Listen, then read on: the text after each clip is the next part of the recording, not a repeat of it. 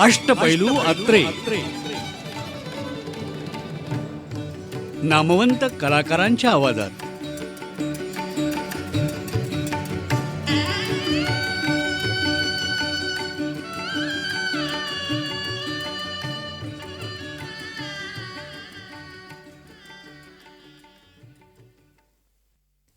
आचार्य अत्रे. नाव उच्चारता क्षणी काहीतरी घोंघावत येणारं वादळ डोळ्यासमोर येतं. तुडुंब भरलेले ढग आठवतात. जगातलं सगळं गदळ आपल्याबरोबर वाहत नेणारे नदीचे प्रवाह आठवतात. आणि कधीकधी मन भरून येणारी कातर वेळही आठवते. व्यक्तिमत्वात इतके विविध रंग भरलेला हा प्रचंड माणूस. या 8 कॅसेटची निर्मिती करताना परिचित अत्र्यांपेक्षा वेगळेपण असणारी अत्र्यांची वैचारिक बैठक काय होती याविषयी आपल्याला ऐकवावं अशी आमची भूमिका आहे. या संचातली पहिली कॅसेट कवी आणि विडंबनकार अत्रे. मोठा साहित्यिक म्हणून ख्याती होण्याची सुरुवात अत्र्यांच्या बाबतीत प्रथम त्यांच्या काव्यलेखनानं झाली. पुढे गीतगंगासारखा सुंदर काव्यसंग्रह निर्माण झाला. पण विनोदी लेखक कवी म्हणून प्रचंड लोकप्रियता मिळाली ती झेंडूची फुले या विडंबन काव्यसंग्रहाला. झेंडूची फुलेनं खरोखरच एक निराळी क्रांती केली. पुढे बरीच वर्षे या फुलांनी मराठी मनावर अक्षरशः अधिराज्य केलं. झेंडूच्या फुलांमध्ये काही मोठ्या कवींच्या कवितेचं विडंबन जरूर आहे, पण अत्र्यांच्या म्हणण्यानुसार एखाद्या कवीच्या कवितेचं विडंबन करणं म्हणजे त्याबद्दल अप्रत्यक्षपणे आदर व्यक्त करण्यासारखंच आहे. विडंबन काव्याचं हे स्वरूप एकदा लक्षात आलं म्हणजे विडंबनकाराबद्दल कोणाचाही गैरसमज होणार नाही. तर आता गीतगंगा आणि झेंडूची फुले या संग्रहातल्या काही कविता ऐकूया. कवितेचं नाव आहे श्यामले. श्यामले ही मुळात कविवर्य माधव ज्युलियन यांची गझल. खरं तर या कवितेच्या निमित्तानं अत्र्यांनी माधव ज्युलियन यांच्या आणखी काही गझलांचा वापर विडंबनासाठी केला आहे. माधव ज्युलियन यांना फारसी उर्दू शब्द वापरण्याचा सोस होता. मूळ काव्यातल्या शब्दांचे अर्थ सांगितल्याशिवाय काही समजणं अवघडच आहे. म्हणूनच अत्र्यांनी या विडंबनाच्या खाली तळटिपांमध्ये शब्दांचे अर्थ दिले आहेत. त्यासह हे विडंबन ऐकण्यात मजा आहे. कवितेचं नाव श्यामले. तू छोकरी नहीं सुंदरी, मिश्किल बाल चिचुंदरी, काळा कडा मी फत्तरी, तू काश्मीरातील गुलदरी, पाताळीचा सैतान मी, अल्ला घरीची तू परी, तू मद्र देशीय श्यामला, मी तो फकीर कलंदरी, मैदान मी थरपार करी, तू भूमी पिकाळ गुर्जरी. पिकाळ म्हणजे सुपीक.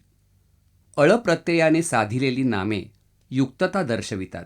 जसे तपतपाळ म्हणजे तपोमय, सुतसुताळ म्हणजे सुती. मैदान मी थरपार करी, तू भूमी पिकाळ गुर्जरी, अरबी समुद्र ही मी जरी, तू कुदरती रस निर्झरी. कुदरती नैसर्गिक अशा अर्थाचा सदरहू गुजराती शब्द वापरल्याबद्दल धेडगुजरीपणाचा आरोप वाचक न करोत. अरबी समुद्र ही मी जरी, तू कुदरती रस निर्झरी, आषाढीचा अंधार मी, तू फाल्गुनी मधुशर्वरी, खग्रास चंद्र मलीन मी, तू कोर ताशिव सिल्व्हरी. ताशिव सदरहू शब्द गावठी असला तरी बेचूक आहे. इतका परिणामकारक शब्द या ठिकाणी दुसरा वापरून दाखविल्यास आम्ही आपला शब्द परत घेऊ. खग्रास चंद्र मलीन मी, तू कोर ताशिव सिल्व्हरी, बेसूर राठ सुनीत मी, कविता चतुर्दश तू खरी, हैदोस कर्कश मी जरी, अल्लाहू अकबर तू तरी, माजूम मी, तू याकुती, मी हिंग काबुली तू मिरी, अन भांग तू चंडोल मी. चंडोल हा पक्षी विशेष नसून मादक पदार्थ आहे. अन भांग तू चंडोल मी, गोडेल मी तू मोहरी, मी तो पिठ्यातील बेवडा, मी तो पिठ्यातील बेवडा, व्हिस्कीतली तू माधुरी, काडे चिराईत मी कडू, तू बालिका खडी साखरी, पॅटीस तू, कटलेट मी, ऑमलेट मी तू सागुती, कांदे बटाटे भात मी, मुर्गी बिर्याणी तू परी. अक्रोड मी कंदाहरी, तू सहाऱ्यातील खरजुरी. इस्तंबुलीय अबीर मी, नेपाळची तू कस्तुरी. मी घोंगडे अन लक्तरी, मी घोंगडे अन लक्तरी, मखमूल तू मऊ भरजरी. बेडौल वक्र त्रिकोण मी, बेडौल वक्र त्रिकोण मी, तू लंब वर्तुळ गेपरी. तू वाढली कितीही जरी, मज वाटसी पण छोकरी. तू वाढली कितीही जरी, मज वाटसी पण छोकरी. जरी मूल हे कमरेवरी, तरी तू मला छकुल्या परी.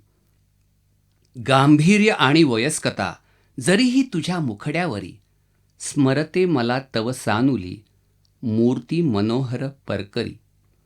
लव हासरी लव लाजरी, लव कावरी लव बावरी. चिनी मातीची जणू बाहुली, मऊ शुभ्र सफेतनी पांढरी. चिनी मातीची जणू बाहुली, मऊ शुभ्र सफेतनी पांढरी. चल सोनुले छकुले घरी, वात्सल्य गे दाटे उरी. निर्दोष तो देशील का, पापा छुपा फिरुनी तरी. तू 2 इंच जरी दुरी. सदरहू शब्द इंग्रजी असले तरी दररोजच्या वापरातले आहेत. व्यवहारात मैल, इंच, फरलांग म्हणायचे आणि कवितेत मात्र अंगुले, क्रोश, योजने इत्यादी शब्द वापरायचे. काय हा कृत्रिमपणा! व्यावहारिक गद्य आणि काल्पनिक पद्य यामधील हा सोवळेपणाचा अंतरपट काढून त्याचा एकजीव करणे हाच काव्याचा उद्देश आहे. तू 2 इंच जरी दुरी, फरलांग भाससी गे परी. चल श्यामले म्हणूनी घरी, बसू खेटुनी जवळी तरी. घे माडगे घे गाडगे, घे गुलचमन घे वाडगे. घे माडगे घे गाडगे, घे गुलचमन घे वाडगे. तांबूल घे आंबील घे, घे भाकरी घे खापरी. किती थांबू मी म्हण होयना, खचली उमेद बरे उरी. किती थांबू मी म्हण होयना, खचली उमेद बरे उरी. झिडकारुनी मजला परी, मत प्रीतीचा न खिमा करी. प्रेमाचा गुलकंद. बागेतुनी वा बाजारातुनी कुठुनी तरी त्याने, गुलाब पुष्पे आणूनी द्यावीत तिजला नियमाने. कशास सांगू प्रेम तयाचे तिजवरती होते, तुम्हीच उकला बिंग यातले काय असावे ते. गुलाब कसले, गुलाब कसले, प्रेमपत्रिका लाल गुलाबी त्या. लाल अक्षरे जणू लिहिलेल्या, पाठपोट नुसत्या. प्रेमदेवता प्रसन्न होई या नैवेद्याने. प्रेमाचे हे मार्ग गुलाबी जाणती नवतरणे. कधी न त्याचा ती अवमानी फुलता नजराणा. परीन सोडला तिने आपुला, कधीही मुग्धपणा. या मौनातच त्यास वाटले अर्थ असे खोल. तोही कशाला प्रगट करी मग मनातले बोल. अशा तऱ्हेने मास लोटले पुरेपूर 7. अशा तऱ्हेने मास लोटले पुरेपूर 7. खंडन पडला कधी तयाच्या नाजूक रतिबात. अखेर थकला, अखेर थकला, ढळली त्याची प्रेम तपश्चर्या. रंग दिसेना खुलावयाचा तिची शांतचर्या. धडा मनाचा करून शेवटी म्हणे तिला देवी. दुजी आणखी विशेषणे तो गोंडस तिज लावी. बांधित आलो पूजा मी तुझ आजवरी रोज, तरी न उमगशी अजूनी कसे तू भक्तांचे काज. गेंद गुलाबी मुसमुसणारे तुला अर्पिलेले, सांग तरी सुंदरी फुकट का ते सगळे गेले. तोच ओरडूनी त्यास म्हणे ती, आळ वृथा हा की. एकही न पाकळी दवडली तुम्ही दिल्यापैकी. असे बोलूनी त्याच पावली आत जाय रमणी. क्षणात घेऊन ये बाहेरी कसलीशी बरणी. म्हणे पहा मी यात टाकले ते तुमचे गेंद. म्हणे पहा मी यात टाकले ते तुमचे गेंद. आणि बनविला तुमच्यासाठी इतुका गुलकंद. कशास डोळे असे फिरविता, का आली भोंड. बोट यातले जरा चाखुनी गोड करा तोंड. क्षणैक दिसले तारांगण त्या, परी शांत झाला. क्षणैक दिसले तारांगण त्या परी शांत झाला. तसाच बरणी आणि घेऊनी खांद्यावरी आला. प्रेमापायी भरला बोले भुर्दंडन थोडा. प्रेमापायी भरला बोले भुर्दंडन थोडा. प्रेम लाभ नच गुलकंद तरी कशास हा दवडा. याच औषधावरी पुढे तो कसा तरी जगला. हृदय थांबुनी कधीच ना तरी तो असता खपला. तोंड आंबले असेल ज्यांचे प्रेम निराशेने. तोंड आंबले असेल ज्यांचे प्रेम निराशेने.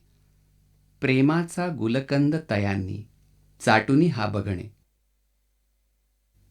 फत्तर आणि फुले. होता डोंगर पायथ्यास पडला धोंडा भला थोरला. वर्षे कैकही लोटली तरीन तो हाले मुळी आपुला. आनंदी फुलवेल एक जवळी होती सुखे राहत. बाळे सांज सकाळ हासत तिची तैशीच कोमेजत. थट्टे खोर फुले हसूनी वदली धोंड्यासती एकदा. धोंडा केवळ तू अरे न जगती काही तुझा फायदा. संतापून तयास फत्तर म्हणे काही वृथा बोलणी. सारी सुंदरता इथेच तुमची जाईल रे वाळुनी. धोंड्याच्या परी काळ जास भिडले ते शब्द जाऊनिया. काळा ठिक्कर यामुळे हळूहळू तो लागला व्हावया. पुष्पांच्या कवळ्या मनातही सले ते फत्तराचे वच. गेली तोंड कळा सुकून पडली ती पांढरी फारच. कोणी त्या स्थळी शिल्पकार मग तो ये हिंडता हिंडता.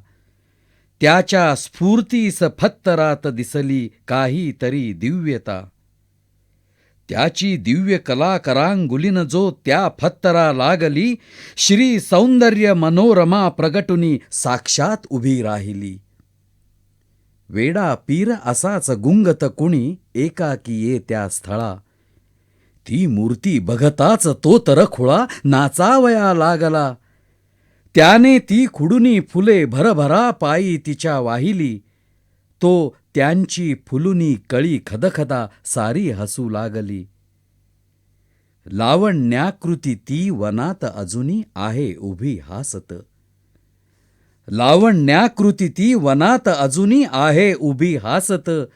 पुष्पेही बसलीत ती बिलगुनी पायी तिच्या खेळत. कवी आणि कारकून. बोले हासुनी कारकून कुठला गर्वे कवीला असे. माझे साम्य तुझ्यामध्ये दिसतसे आहोत बंधू जसे. दोघेही दिनरात्र ना खरडतो काहीतरी आपण. जन्माचे पडलेत की ठळक हे बोटास काळे वण. माझे अक्षर का कुणास उमगे आला जरी तो खुदा. ब्रह्म्याच्याही पित्यास का समजणे काव्यार्थ तुझा कदा. येती कागद जे समीप करणे त्यांची मला नक्कल. तूही ना नकला अशाच करिसी लागेन ज्या अक्कल. आणे पैरुपये हिशेब करीतो ज्यांचे न हो दर्शन. नाही पाहियली तरी करिसिना तारा फुले वर्णन. पोटाचे रडगान मी रडतसे वेळी अवेळी जसे. चाले संतत काव्य रोदन तुझे तिन्ही त्रिकाळी तसे. मित्रा हे सगळे खरे कविवदे तुझ्याप्रमाणे पण. माझ्या मूर्खपणास ना दरमहा देई कुणी वेतन. कान गुजला. माधव मनोहर यांनी रचलेल्या याच शीर्षकाच्या कवितेचं हे विडंबन आहे.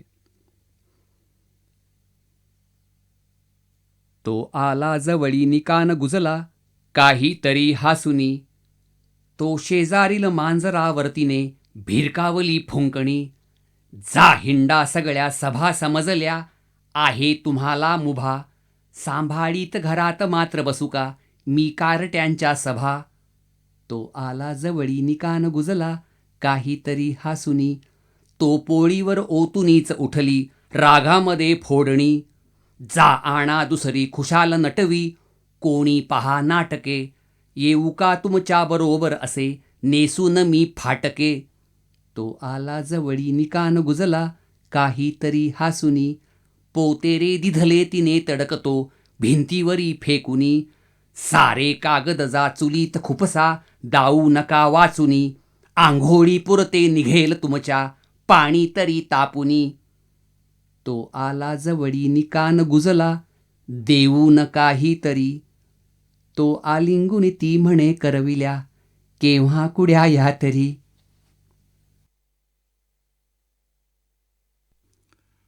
कादर खां. संग्रामगीतांचा साचेबंदपणा हा या कवितेच्या विडंबनाचा उपहास विषय आहे. कादर खां. हा कोण इथे पडलेला कादर खां काबुलवाला. हा कोण इथे पडलेला कादर खां काबुलवाला. धिप्पाड देह हा आडवा पसरला सहा अनफूट. धिप्पाड देह हा आडवा पसरला सहा अनफूट. पालथे पलीकडे पडले विक्राळ खिळ्यांचे बूट. चुणीदार चोळणा आता फाटून होय चिरगूट. बैसला पठाणी बडगा बाजूला दूर निमूट. चिखलात बुडाले कल्ले. चिखलात बुडाले कल्ले त्या ओढीत चिल्ले पिल्ले. खिसमीस खिशातील उरले कुणी मारी तयावर डल्ला कादर खां काबुलवाला. अफगाण दर्यातील आता डोरकाळ्या फोडती शेर. बुरख्यातून कंदाहारी उडलासे हाहाकार. तो शरबत पीता पीता दचकेल मध्येच अमीर. क्या हुआ ओरडून ऐसे बडवितात सगळे ऊर. ते हे रथचे अक्रोड ते बदाम पिस्ते गोड. रड रडून होतील रोड अलबुखार अंबुन गेला कादर खां काबुलवाला. तो हिंग काबुली आता विकणार यापुढे कोण. तो हिंग काबुली आता विकणार यापुढे कोण.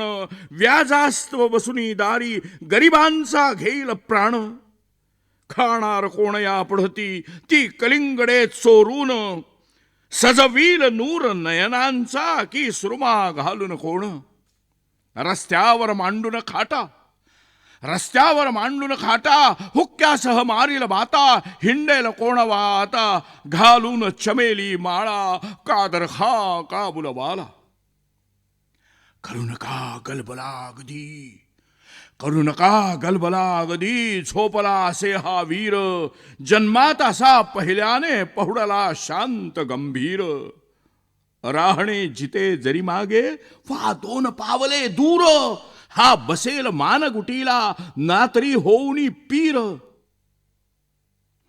जा पळा पंचनाम्याला तो आला डगलेवाला. अडकवील की साक्षीला मग म्हणाल पुरता भवला कादर खां काबुलवाला. हा कोण इथे पडलेला कादर खां काबुलवाला. कवी केशवसुतांच्या आम्ही कोण म्हणून काय पुसता या कवितेचं हे विडंबन. आम्ही कोण म्हणून काय पुसता दाताड वेंगाडुनी. आम्ही कोण म्हणून काय पुसता दाताड वेंगाडुनी. फोटो मासिक पुस्तकात न तुम्ही का आमुचा पाहिला. किंवा गुच्छ तरंग अंजली कसा अद्यापिना वाचला. चाले ज्यावरती अखंड स्तुतीचा वर्षाव पत्रातुनी. आम्ही कोण म्हणून काय पुसता दाताड वेंगाडुनी. ते आम्ही परवाङ्मयातील करू चोरून भाषांतरे. ते आम्ही न कुणास देऊ अगदी याचा सुगावा परी. डोळ्या देखत घालुनी दरोडा आम्ही कुबेरा घरी. त्याचे वाग्धन वापरून लपवू ही आमुची लक्तरे. काव्याची भरगच्च घेऊन सदा काखोटीला पोतडी. काव्याची भरगच्च घेऊन सदा काखोटीला पोतडी. दाऊ गाऊनी आमुच्याच कविता आम्हीच रस्त्यामध्ये. दोस्तांचे घट बैसवून करूया आम्ही तयांचा उदय. दुश्मनावर एक जात तुटुनी की लोंबवू चामडी. आम्हाला वगळा गतप्रभझणी होतील साप्ताहिके. आम्हाला वगळा गतप्रभझणी होतील साप्ताहिके. आम्हाला वगळा खलास सगळी होतील ना मासिके. आम्ही कोण म्हणून काय पुसता दाताड वेंगाडुनी. चाले ज्यावरती अखंड स्तुतीचा वर्षाव पत्रातुनी. आम्ही कोण म्हणून काय पुसता दाताड वेंगाडुनी. संयुक्त महाराष्ट्र चळवळीच्या वेळी अत्र्यांच्या विडंबन काव्याला आणखीनच बहर आला होता. सुंदर ते ध्यान दिसे नेहरूंचे, सुंदर ते ध्यान दिसे नेहरूंचे, शिरी सदोबांचे शिरस्त्राण. अध्यक्ष ढेबर चालला मागून, चार्ली चॅप्लिन काँग्रेसचा. सभोवार खड्या पोलिसांच्या फौजा, जवाहर राजा मध्ये चाले. पाही जेव्हा काळे झेंडे घरोघर, पाही जेव्हा काळे झेंडे घरोघर, ऐके अन गजर महाराष्ट्राचा. पेटे डोळ्यामध्ये क्रोधाचा अंगार, कापे थरथर संतापाने. म्हणे निवडणुका जाऊ द्या खड्ड्यात, म्हणे निवडणुका जाऊ द्या खड्ड्यात, मरू द्या भारत खुशाल तो. नाही मी देणार मुंबई महाराष्ट्र, नाही मी देणार मुंबई महाराष्ट्र, मारा बोंबा आता 5 वर्षे. हसले ढेबर मोरारजी सका, हसले ढेबर मोरारजी सका, पोलीस बंदुका सरसावती. अत्रे म्हणे आता, अत्रे म्हणे आता, शिवराया विण रक्षेल कवण महाराष्ट्राला. मंत्री हा जुलमी गडे, मंत्री हा जुलमी गडे, यास पुन्हा निवडू नका. मंत्री हा जुलमी गडे, यास पुन्हा निवडू नका. छळितो हा फार तुम्हा, यास मते देऊ नका. साधूचा आवजनी, साधूचा आवजनी, सत्तेची हाव मनी. मागील दारी घुसुनी, खातो हा भाव फुका. मारी उड्या टणाटणा, मारी उड्या टणाटणा, नच अंगी नम्रपणा. मगरुरी दाविजना, यास भीक घालू नका. एक वार हा पडुनी, एक वार हा पडुनी, घेई शोभा करुनी. मतमोजणी फिरफिरुनी, त्यात होती फार चुका.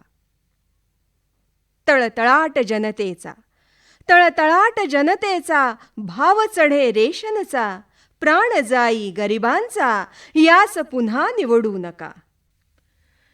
झेंडूच्या फुलातल्या फार नंतरच्या कविता राजकारणावर टीका करणाऱ्या होत्या, परंतु सुरुवातीच्या कविता या पूर्णपणे मोठ्या कवींच्या कवितेवर विडंबन करणाऱ्याच होत्या. त्यातल्या ओजस्वी कवित्व शक्तीबद्दल ज्येष्ठ साहित्यिक पु. ल. देशपांडे यांनी म्हटलंय की विडंबन करणारा कवी हा प्रथम कवी असावा लागतो. विनोदी दृष्टीला जीवनातली विसंगती दिसते, याचं कारण सुसंगतीचा त्या दृष्टीला साक्षात्कार झालेला असतो. अत्र्यांनी झेंडूची फुलं लिहिली त्या काळात ते केशवसूत, बालकवी आणि गोविंदाग्रजांच्या कवितेनं न्हावून निघालेले होते.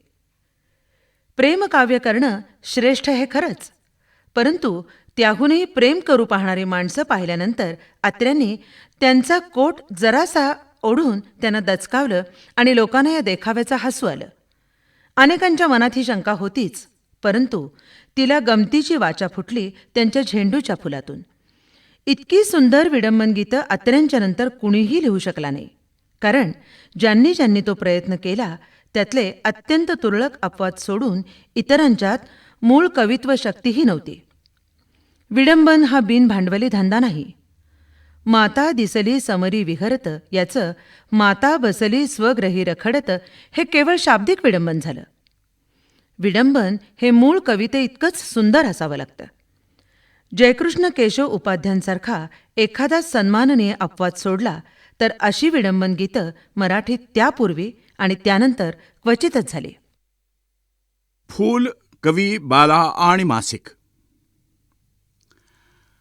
फूल, कवी, बाला आणि मासिक या विडंबन काव्यामध्ये कवींच्या प्रेमवेडेपणाचा उपहास केलेला आहे. कुठे रस्त्यावर कुणी टाकलेले, कुणा कवीच्या नजरेस फूल आले, तडक घेई उचलून करी त्यात ब्रीद कवीचे वेचणे जे दिसे ते. तोच दिसली मार्गात एक बाला, तोच दिसली मार्गात एक बाला, कवी प्रेमाचा नेहमी भुकेला. फूल अर्थात तिच द्यावयास गेला, जीभ काढून ती फक्त दावी त्याला. खूप रडला कवी नेहमी प्रमाणे, खूप रडला कवी नेहमी प्रमाणे. प्रेम कविता लिही तरी 4 पाने, मासिकाला पाठवी त्याच वेळी. हाय तीही साभार परत आली. प्रेमे ज्या कविता दिल्या परतत्वा संपार्कात धाडुनी, देतो ताबडतोब पाठवून त्या आता मनोरंजनी. कारण त्या तिथे खास छापून येतील. नाही वाटत खेदलेश, उलटा आनंद वाटे मनी, की त्या फाडून टोपलीत न दिल्या रद्दीत तू फेकुणी. हो, नाहीतर काय करता. आता येणार कविता, नक्की छापून येणार. कविवर्य ग दी माडगुळकरांनी म्हटलंय, झेंडूच्या फुलांना इंग्रजी भाषेत मेरीगोल्ड का म्हणतात ते अत्र्यांच्या विडंबन कवितांनी मराठी वाचकाला सांगितलं. त्यांच्या विडंबन आणि साहित्यिक मूल्याची विनोदी कविता मराठीत पुन्हा उपजलीच नाही. झेंडूच्या फुलांचे डोळे अजूनही हसरे आहेत, रंग मुळीच विटलेला नाही.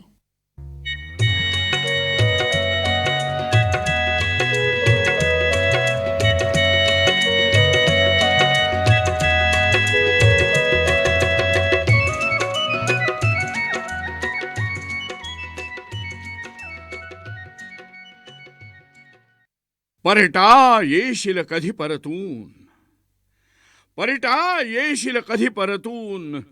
काल दिलेल्या कपड्यामधले 2-4 हरवून, परिटा येशील कधी परतून. कोट रेशमी लग्नामधला मानेवर उसवून, कोट रेशमी लग्नामधला मानेवर उसवून. तिच्या भरजरी पैठणीची या मच्छरदाणी करून, परिटा येशील कधी परतून. सदर्यांची या इस्त्रीने तव चाळण पार करून, सदर्यांची या इस्त्रीने तव चाळण पार करून. उरल्या सुरल्या गुंड्यांची ही वासलात लावून, परिटा येशील कधी परतून. बारीक सारीक हात रुमाला हातोहात उडवून, बारीक सारीक हात रुमाला हातोहात उडवून. गावातील कपड्यांची सगळ्या गल्लत छान करून, परिटा येशील कधी परतून. खमिसांची ही धिरडी खरपूस, खमिसांची ही धिरडी खरपूस भट्टीमध्ये परतून. रुमाल जरीचे आणि उपरणी महिनाभर नेसून, परिटा येशील कधी परतून. काल दिलेल्या कपड्यामधले 2-4 हरवून, काल दिलेल्या कपड्यामधले 2-4 हरवून. सणासुदीला मात्र वाढणे घेई तुझे चोपून, परिटा येशील कधी परतून. येशील कधी परतून, परिटा येशील कधी परतून. अत्र्यांच्या मनाचे श्लोक. मना नीट पंथे कधीही न जावे, निशापाणी केल्याप्रमाणे चलावे. जरी वाहने मागुनी कैक येती, कधी ना तरी सोडिजे शांत वृत्ती. कधी आगगाडी तुनी हिंडताना, सिनेमा तमाशे तसे पाहताना, विचारी मना त्वान खर्चीत जावे, सदा श्रेष्ठ धारिष्ट जीवी धरावे. जिथे चालल्या खाजगी कान गोष्टी, उभी आणि धेंडे जिथे चार मोठी, मना कान दे तोंड वासून तेथे, पहा लागतो काय संबंध कोठे. मना सज्जना चार आण्यात फक्त, तुला व्हावयाचे असे देशभक्त. तरी सांगतो शेवटी युक्ती सोपी, खिशा माझी ठेवी सदा गांधी टोपी. चारोळ्या. धोतर नेसत होते काका, तोच निसटल्या निऱ्या करातून. धोतर नेसत होते काका, तोच निसटल्या निऱ्या करातून. प्रसंग होता मोठा बाका, मीच झाकले डोळे चटकन. मान मोडेल ग तुझी किती आंबाड्याचा बोजा, मान मोडेल ग तुझी किती आंबाड्याचा बोजा. इश्य हसून ती म्हणे, त्यात आहे पाय मोजा. आग गाडीतून जाई मुंबईला, आग गाडीतून जाई मुंबईला, नवीन जोडपे बोगदातो आला. आग गाडीतून जाई मुंबईला, नवीन जोडपे बोगदातो आला. गुडूप अंधार घाबरली बाला, घट्ट मिठी मारी आणि शेजाऱ्याला. जिन्यावर अंधारात घाई नेती जात होती, जिन्यावर अंधारात घाई नेती जात होती. केस चुंबायाला गेलो, आले गंगावन हाती. रसिकांस चेतवणी. झेंडूची रसिका फुले जमवूनी देतो तुझ्या ही करी. घे प्रेमे अथवा पदी तुडव जा, जे वाटते ते करी. रागाने चुरगाळलीस जरी ही पुष्पे कधी त्वा बरे, केव्हाही विसरू नकोस तळीचे खाण्यापरी खोबरे. ज्येष्ठ कवी कुसुमाग्रज यांनी अत्र्यांच्या काव्याबद्दल म्हटलंय, अत्र्यांच्या वाङ्मयीन कारकिर्दीचा प्रारंभ केशवकुमारांपासून झाला.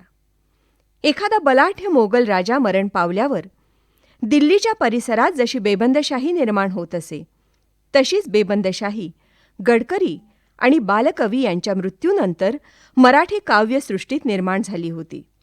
शब्द आणि आशय यांच्यातलं नातंच तुटलं होतं. बागेतील झाडाझुडपांच्या मर्यादा ओलांडून पलीकडे जाण्याचं बळ त्यांच्यात नव्हतं. कित्येक जण तर त्या थोर कवींच्या शब्दांवर निर्वाह करत होते, तर कित्येक जण त्यांच्या कल्पनांवर आणि अलंकारांवर. अस्सल अस्तंगत झालं होतं आणि नकलांना ऊत आला होता. या काळोखात केशवकुमारांचं भावमय कोमल काव्य पहाट ताऱ्याप्रमाणे शांत स्निग्ध तेजानं प्रकाशत होतं. पुस्तकातील खूण. वाचनाला सुरुवात कुठे केली, वाचनाला सुरुवात कुठे केली. 2 पाने वाचून जो न झाली, तोच हसत मागून कुणी आले आणि पुस्तक तात्काळ जप्त केले. पुरे गोष्टी वाचणे, पुरे गोष्टी वाचणे, करा गोष्टी. म्हणे फिरवा क्षणभरी वरी दृष्टी. झणी शिरीची काढून तिने पात, केवड्याची घातली पुस्तकात.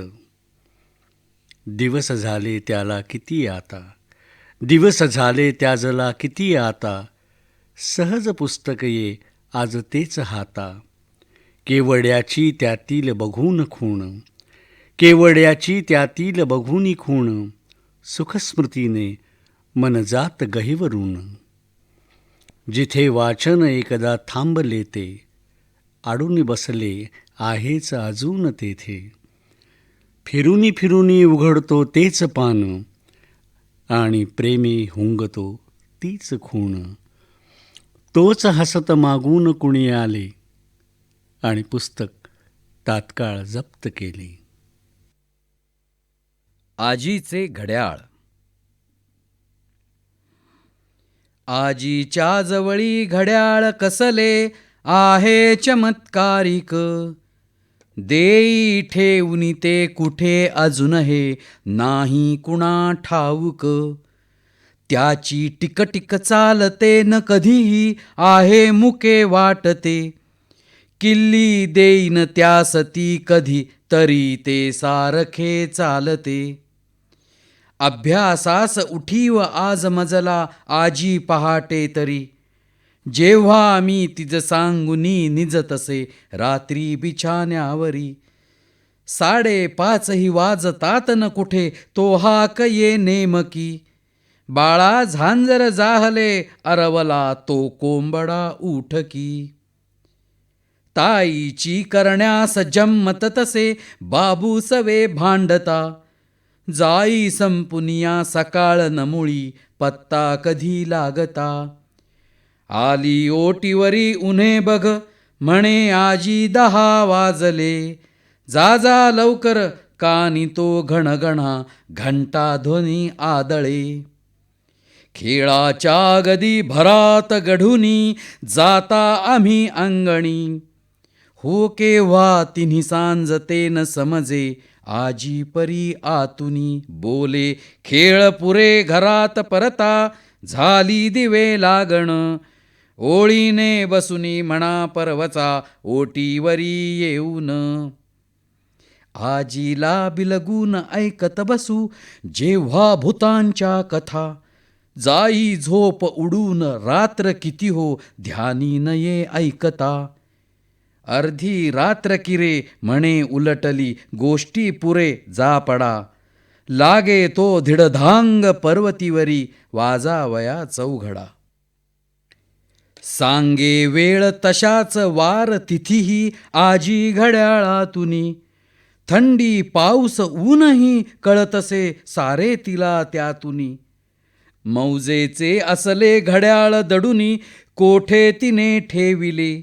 गाठोडे फडताळ शोधुनी तिचे आलो तरी ना मिळे.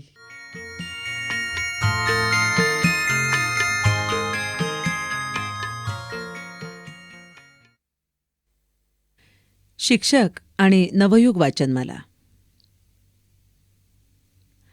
शिक्षण क्षेत्रामध्ये आत्र्यांचं कार्य हे खरोखरच अमूल्य आहे. पुण्यासारख्या शिक्षणाचं माहेरघर असलेल्या शहरामध्ये त्या काळी 2 मोठ्या शाळांची निर्मिती अतिशय प्रतिकूल परिस्थितीत करणं हे खरोखर फार मोठं आव्हान होतं. आत्र्यांनीच आपले अनुभव दिलेले आहेत. मी वकील व्हावं अशी माझ्या वडिलांची खूप इच्छा होती, परंतु वडिलांच्या आकस्मिक मृत्यूमुळे मला शिक्षकी पेशा पत्करावा लागला. मुंबईमध्ये लहान मोठी उमेदवारी करता करता 22 सालच्या जानेवारीमध्ये मी पुण्यात आलो. यापुढची महत्त्वाची 18 वर्ष माझी इथे जाणार आहेत याची त्यावेळी कल्पना आली नाही. म्हस्के नावाचे सेक्रेटरी असलेल्या कॅम्प एज्युकेशन सोसायटी या शाळेमध्ये मी नोकरी पत्करली. तिथलं एकंदरीत बकाल वातावरण, गुंड विद्यार्थी, शाळेबद्दलची सगळ्यांचीच अनास्था या सर्वातून मार्ग काढणं हे खरोखरच फार भयंकर काम होतं. परंतु सामदामदंडाचा मी यथेच्छ उपयोग करून त्या शाळेचं संपूर्ण स्वरूप बदलवून टाकलं. यानंतरच्या काळामध्ये क्रमिक पुस्तकात बदल करणं हे अत्यंत जरुरीचं आहे हा विचार माझ्या मनामध्ये जोर धरू लागला आणि म्हणूनच नवयुग वाचनमालेची सुरुवात झाली. त्यापूर्वीची क्रमिक पुस्तकं की ज्यांना साहित्याचा गंध नव्हता अशा वृक्ष आणि अरसिक शिक्षकांनी लिहिलेली असल्यानं त्यांचं स्वरूप केवळ शालेय असंच होतं.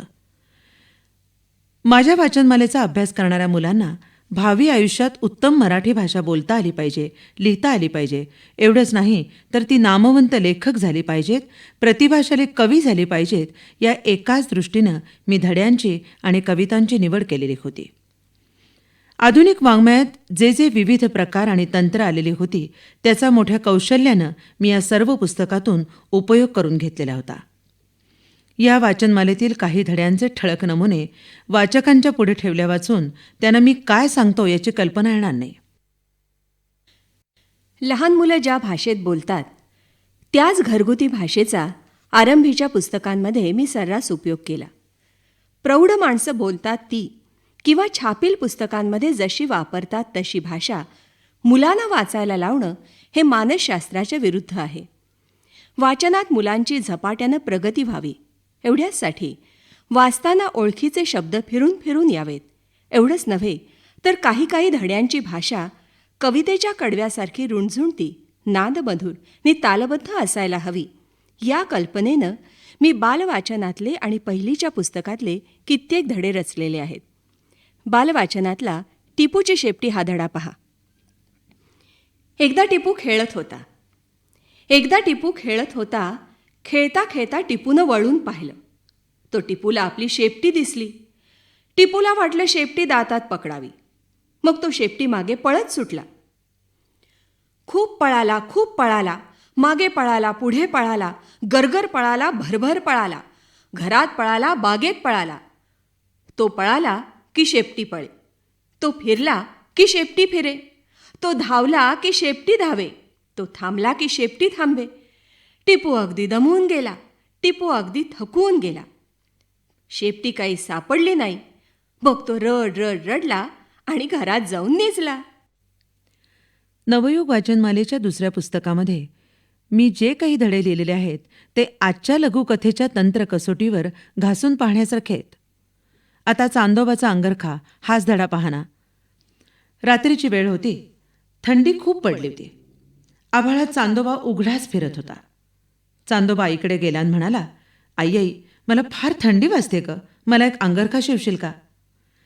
जवळ बरेच ढग पडलेले होते. आईने एक पांढरा ढग घेतला आणि चांदोबाला एक उबदार अंगरखा शिवला. चांदोबा तो अंगात घालून फिरू लागला. दुसऱ्या रात्री चांदोबा आईकडे रडत गेला आणि म्हणाला, माझा अंगरखा सैल कर ना ग, मला तो फार घट्ट होतोय. आईनं पाहिलं तो खरंच आज चांदोबा थोडा मोठा झाला होता. तिनं अंगरखा थोडासा सैल करून दिला. तिसऱ्या रात्री चांदोबा फिरून आईकडे रडत गेला आणि म्हणाला, आई, माझा अंगरखा अजून सैल कर ग, मला तो फार घट्ट होतोय. आईनं बघितलं चांदोबा खरंच आजसुद्धा मोठा होत होता. आईनं अंगरखा आणखीन सैल केला आणि असे 15 दिवस झाले. रोज रात्री चांदोबा मोठा होई आणि रोज आईला अंगरखा सैल करावा लागे. एकदा रात्री चांदोबा आईला म्हणाला, आई ग, आज मला अंगरखा सैल होतोय, जरा घट्ट कर. आईनं पाहिलं तो खरंच आज चांदोबा जरा लहान झाला होता. आईनं अंगरखा जरा घट्ट केला. त्या रात्रीपासून चांदोबा लहान लहान होत चालला आणि रोज रात्री तो आईकडे रडत जाई आणि आईला त्याचा अंगरखा थोडा थोडा घट्ट करावा लागे. असे 15 दिवस झाले. शेवटी आई फार कंटाळली. तिने चांदोबाचा अंगरखाच काढून टाकला आणि तेव्हापासून चांदोबा आपला आभाळात उघडाच फिरत असतो. शुक्ल पक्षामध्ये चंद्राचं बिंब मोठं मोठं होत जातं आणि कृष्ण पक्षामध्ये ते कमी कमी होत जातं. ही गोष्ट 7-8 वर्षाच्या मुलांना इतक्या मनोरंजक आणि कलात्मक दृष्टीने सांगण्याचा कोणत्या क्रमिक पुस्तकामध्ये प्रयत्न झाला आहे ते कुणीही सांगावं. चांदोबाचा अंगरखा या धड्याप्रमाणेच मुरलीवाला हा धडासुद्धा अतिशय सुंदर आहे. एका इंग्रजी कवितेचं हे रूपांतर आहे. हा धडा वाचताना अर्थाप्रमाणे ताल कसा बदलत जातो तेही बघण्यासारखं आहे. एक होता गाव, तिथे झाले फार उंदीर. एक होता गाव, तिथे झाले फार उंदीर. घरात उंदीर, बागेत उंदीर, पेटीत उंदीर, कपाटात उंदीर, टोपीत उंदीर, पगडीत उंदीर, कोटात उंदीर, बुटात उंदीर. मोठे उंदीर, छोटे उंदीर, जाडे उंदीर, रोडे उंदीर, काळे उंदीर, भुरे उंदीर, उंदीरच उंदीर. जिकडे तिकडे उंदीरच उंदीर. ते खाऊ देईनात, पिऊ देईनात, बसू देईनात, निजू देईनात, चालू देईनात, फिरू देईनात. इथं जावं तर चू चू चू, तिथं जावं तर चू चू चू, जिथं जावं तिथं चू चू चू. आता काय करायचं, आता कुठे जायचं? लोक अगदी कंटाळून गेले. एकदा एक मुरलीवाला आला. लांब लांब दाढीचा, लांब लांब केसांचा, लाल टोपी डोईवर, पिवळा झगा अंगावर. गावकरी लोकांनी त्याला 1000 रुपये द्यायचे आणि त्या मुरलीवाल्यानं उंदीर मारून टाकायचे असा करार झाला. त्याप्रमाणे तो रस्त्यावरती उभा राहून आपली मुरली वाजवू लागला. मग काय विचारायचं, भरभर उंदीर जमा झाले.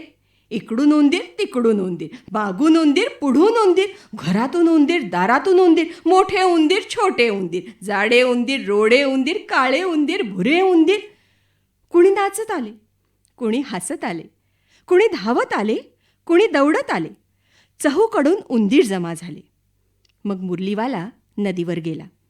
त्याच्या मागून सारे उंदीर आले. तो नदीत शिरला. उंदीर नदीत शिरले नि बुडून मरून गेले.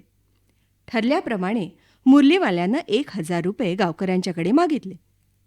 ते त्यांनी दिले नाहीत. तेव्हा मुरलीवाला नदीच्या घाटावर बसून आपली मुरली पुन्हा वाजवू लागला. मुरली वाजू लागली आणि मग काय, गावातून एक पोर बाहेर आलं, दुसरं पोर बाहेर आलं, तिसरं पोर बाहेर आलं. भराभर पोरं जमा झाली. इकडून पोरं, तिकडून पोरं, घरातून पोरं, दारातून पोरं, मोठी पोरं, छोटी पोरं, जाडी पोरं, रोडी पोरं, काळी पोरं, गोरी पोरं. कुणी नाचत आली, कुणी हसत आली, कुणी धावत आली, कुणी दौडत आली. चहूकडून पोरं जमा झाली. ती पोरं नदीच्या पाण्यात शिरून उंदरांप्रमाणे मरणार असं जेव्हा गावकऱ्यांना वाटलं, तेव्हा मग त्यांनी मुरलीवाल्याला ठरल्याप्रमाणे 1,000 रुपये देऊन टाकले. तर अशी ही गमतीदार गोष्ट. पुढली गोष्ट आहे हरण आणि हरिणी. एक होता हरण आणि एक होती हरिणी. दोघं नेहमी रानात बरोबर फिरायची. दोघं नेहमी रानात बरोबर चरायची. हरणाला हरिणीचा फार लळा होता. हरिणीला पण हरणाचा फार लळा होता. एकदा फिरत फिरत ती दूर गेली. रान मागे राहिलं आणि वाळवंट पुढे लागलं. डोक्यावर उन्हाची आग भडकलेली आणि पायाखाली वाळू तापलेली. दोघांनाही तहान लागली. पण वाळवंटात पाणी कुठून मिळणार? पाणी शोधत शोधत ती दूर गेली. पण पाणी कुठेही सापडलं नाही. लांब एखादं सरोवर असावं असं त्यांना वाटे आणि त्याचं पाणी चमकतंय असं दिसे. आशेनं धावत धावत ती जवळ जायची, पण पाणी नाही आणि काही नाही. नुसती नजरेची फसवणूक. बोलून चालून मृगजळच. आता तहानेनं ती अगदी व्याकुळ झाली. इतक्यात समोर त्यांना झुडपाच्या शेजारी एक लहानसं डबकं दिसलं. धावत धावत ती त्याच्याजवळ गेली. पण एक घोट पुरेल एवढंच पाणी त्या डबक्यात होतं. हरण म्हणाला, हरिणी तू पाणी पी. हरिणी म्हणाली, हरणा तू पाणी पी. पण हरिणीला टाकून एकटा हरण तरी कसं पाणी पिल? आणि हरणाला टाकून हरिणी तरी कशी पाणी पिल? हरणाला वाटलं की हरिणीनंच पाणी प्यावं. हरिणीला वाटलं हरणानंच पाणी प्यावं. पाण्याकडे पाहात ती तशीच उभी राहिली. कुणीच पाणी प्यायलं नाही आणि थोड्या वेळानं दोघंही खाली पडली. आता ही घड्याळाची छोटी गोष्ट. घड्याळात 3 काटे आहेत. सेकंद काटा, मिनिट काटा आणि तास काटा. सेकंद काटा मात्र मला खूप आवडतो. सेकंद काटा 60 घरं फिरतो तेव्हा मिनिट काटा 1 घर फिरतो. पण तास काटा म्हणजे आळशांचा राजा. मिनिट काटा जेव्हा 60 घरं फिरतो तेव्हा हे राजेसाहेब 5 घरं कुठे चालतात. सेकंद काटा जसा भराभरा पळतो तसा तास काटा कधी पळायला लागला तर किती मजा येईल नाही का? घंटा लवकर वाजेल, शाळा लवकर सुटेल आणि खायला आणि खेळायला लवकर मिळेल. घड्याळाच्या तासांचं, मिनिटांचं आणि सेकंदांचं वृक्ष हिशेबी कोष्टक इतक्या आकर्षक रीतीने कुणी सांगितलंय का? श्रमजीवी प्राण्यांबद्दल मुलांच्या मनात आदराची भावना निर्माण करण्याचा मी प्रयत्न केलाय. धड्याचं नाव आहे मला नाही हसू येत. कोण जाणे का, पण मला नाही हसू येत. गाढवाला पाहून मला नाही हसू येत. लोक त्याला का हसतात?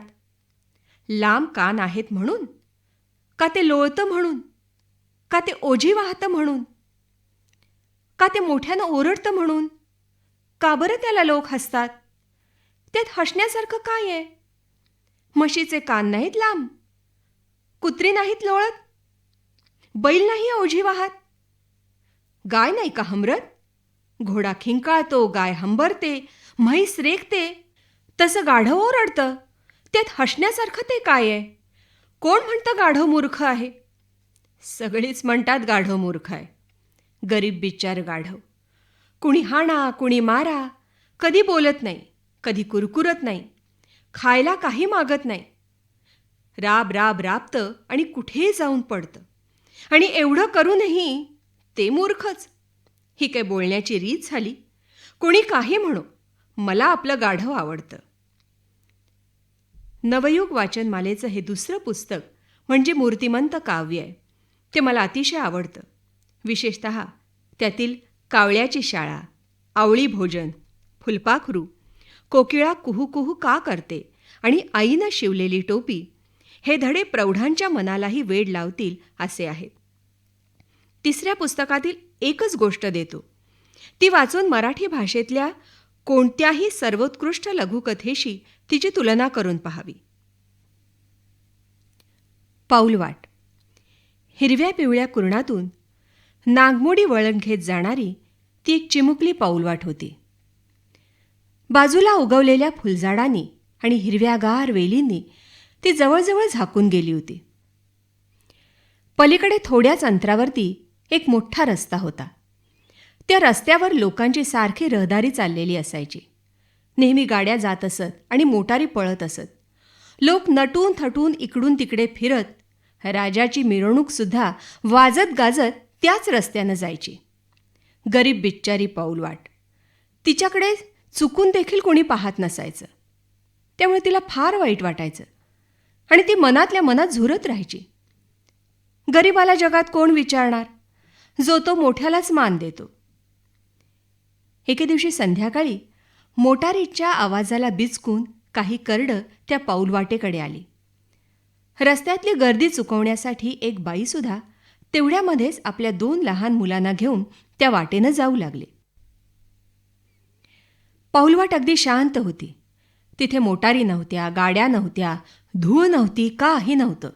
बाजूला व्हा, बाजूला व्हा म्हणून कोणी ओरडतही नव्हतं. वाटेवर उगवलेलं गवत खात करडा आनंदाने बागडू लागली.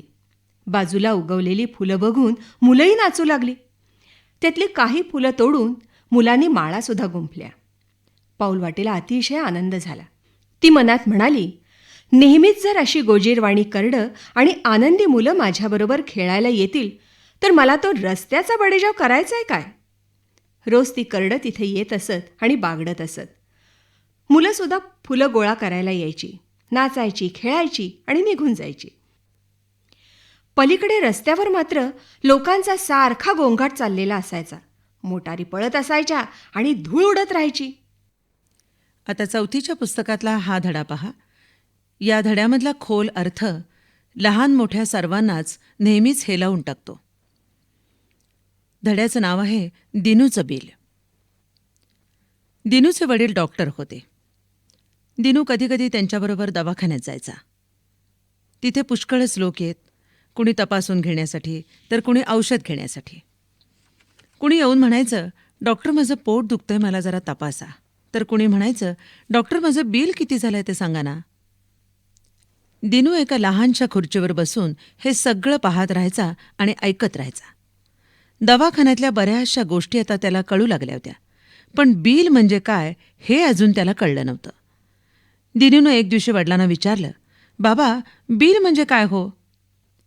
डॉक्टरांनी टेबलावरचा एक कागद घेतला आणि दिनूला दाखवला. हे बघ, याला बिल म्हणतात, वाच बघू, डॉक्टर म्हणाले. दिनू तो कागद वाचू लागला.